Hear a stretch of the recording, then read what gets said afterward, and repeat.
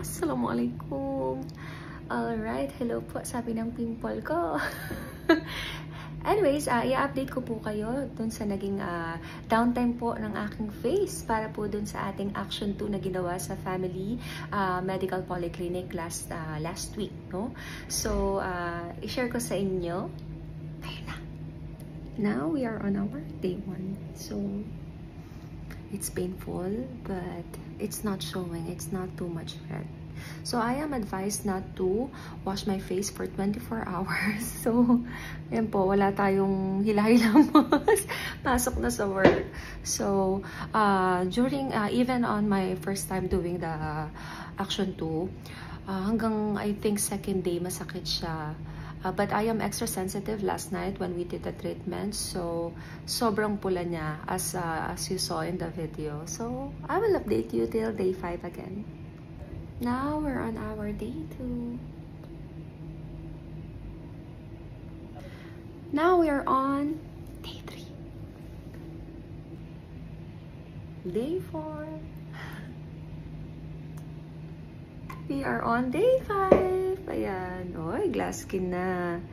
Okay. So, pag nakita mo siya, parang parang super smooth na ulit ng mukha ko. Pero pag lumapit ka, ayan, nakabakat pa din si laser. Nakabakat pa din po si laser. And when you, of course, feel the texture, it's not very smooth. Still, pa rin siya. And to me, the only problem I have right now is this one, yung mark ng aking nose pain. So, I've been using the Fucitine for 5 days straight, no? So, I use it morning and before bedtime. Okay, so since naka 5 days na tayo, and that is the recommendation of my doctor, Dr. Ethel, pwede na tayong gumamit tomorrow ng sunscreen at the same time moisturizer para lumambot-lambot na ulit yung balat natin.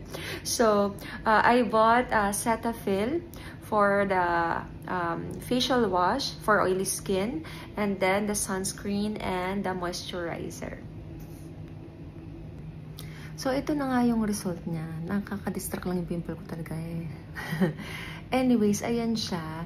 Naka-moisturizer na ako, as I mentioned. Bumili ako ng Cetaphil, no? Naka-moisturizer na ako. So, pag hinawakan mo siya, hindi na masyado. But still, I have here, I think kita pa din siya. So, ang main goal ko, kaya ko po ginagawa si Action 2 para mas mag-tighten po yung pores natin, no? So, sa akin kasi, yung wrinkles okay lang sa akin yan. Kasi normal yan, part of growing up. Hindi, part naman po yan of aging. So, ayoko talagang magpa-botox or kung ano man, fillers. Happy po ako sa mukha ko and I'm happy seeing myself aging, no? So, ang sa akin lang, ang concern ko lang is para mag-tighten lang yung pores and sana mawala lang yung aking nose pin mark. Kasi, wala ako niyan dati.